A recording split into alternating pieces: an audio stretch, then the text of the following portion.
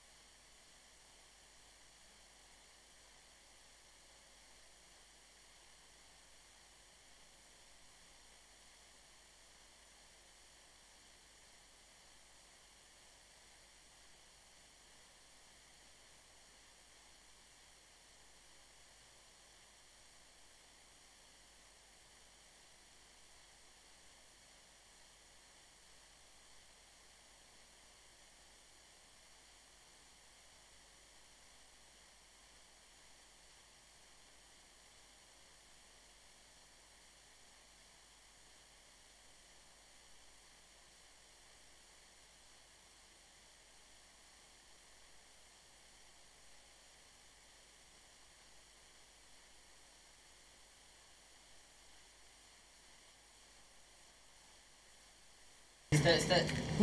Okay, so kembali lagi kita di dalam podcast ni. So tadi cerita yang Javen kita dah dengar dah. Menarik cerita Javen ni.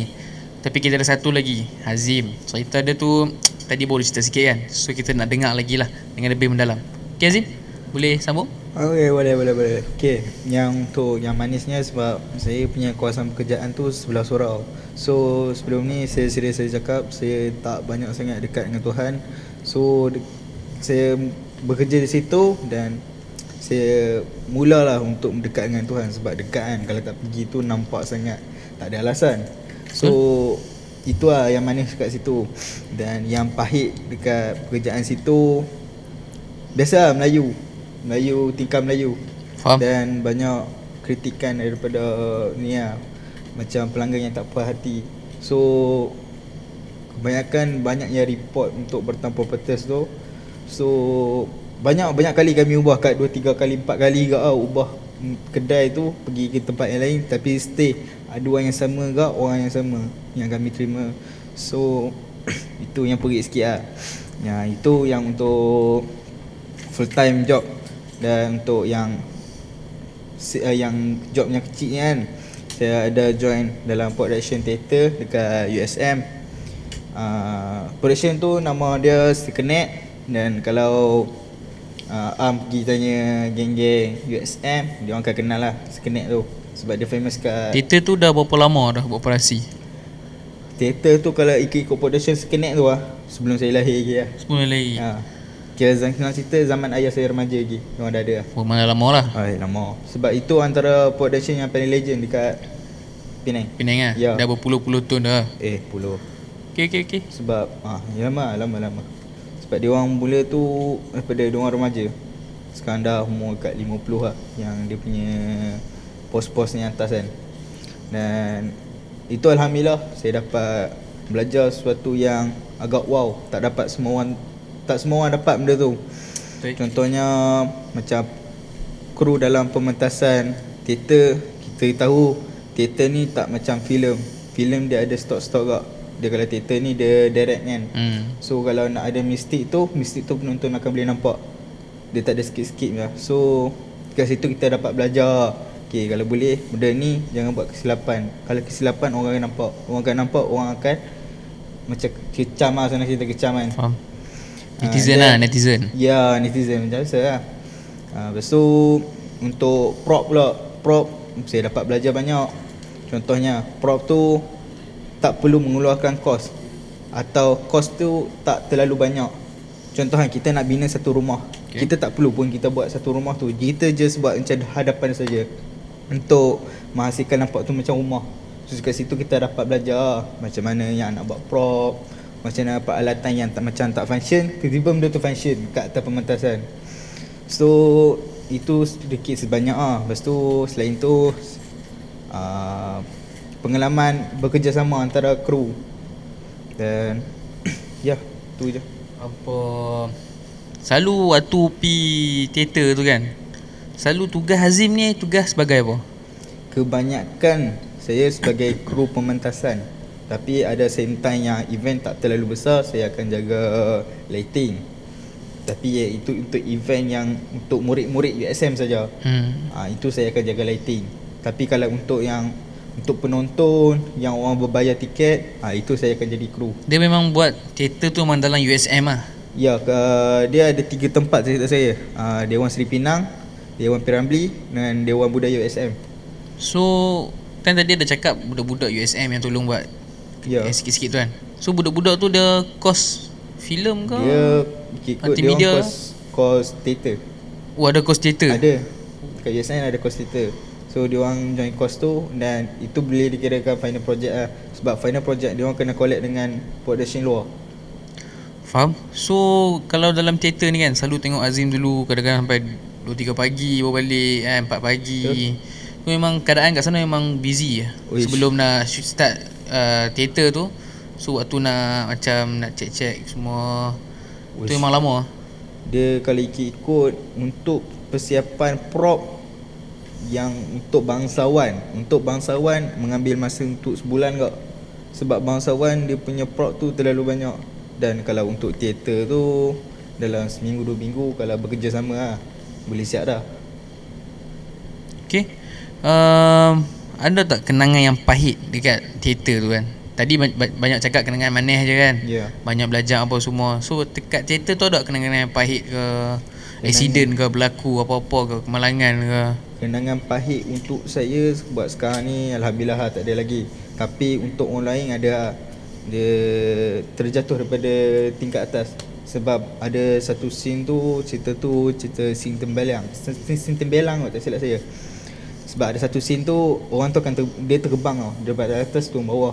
Yang pegang tali tu, dia duduk belakang stage. Dia ikut dia pegang. Lepas tu mungkin ada kesilapan sikit lah. Dia tergelincir, dia jatuh, patah sikit lah. Jatuh tu masa tu tengah live tau. Tinggi ke? Wish, tinggi. Kalau tengok dewan besar yang tinggi tu kan, dia jatuh tu lah. Jatuh sampai bawah tu dia pakai mekanik yang macam crane tu kan. Bukan crane lah, macam tiang tu. Jatuh. Okay, menarik cerita ni. So kan Azim masuk teater kan. So apa yang macam benefit yang Azim dapat lah? Benefit yang saya dapat dalam teater ni contoh macam dulu Azim ni jenis pemalu ke, lepas tu masuk teater Azim confident tu macam naik sikit ke? Tu okay. Untuk benefit yang saya dah join teater ni kan, senang cerita untuk kru saya dapat benefit dia. Contoh benda tu kita nampak macam tak guna, tapi kalau kita buat benda tu akan nampak yang nampak macam wow.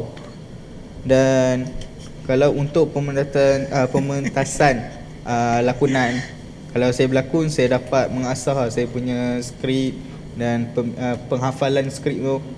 So dapat ligatkan saya punya otak lagi lah. Okay. So banyak yang ni lah, pernah dengar cerita hampa dua apa punya part time job tu banyak bagi benefit kat hampa lah kan. Ya betul. So bagi aku cerita ni menarik. Kan. So aku rasa sampai sini je lah kan kita punya podcast untuk hari ni. So kalau ada rezeki lagi kita boleh jumpa lagi lah InsyaAllah. kan, di masa akan datang. InsyaAllah. So untuk semua yang sudah tengok podcast ni, saya nak ucapkan terima kasih untuk semua yang sanggup tengok saya punya podcast kan. So terima kasih banyak-banyak. Kalau ada salah itu datang daripada kami, kalau yang baik itu daripada Allah. So sekian, terima kasih. Bye. Bye bye. Bye. Salam mau sorry.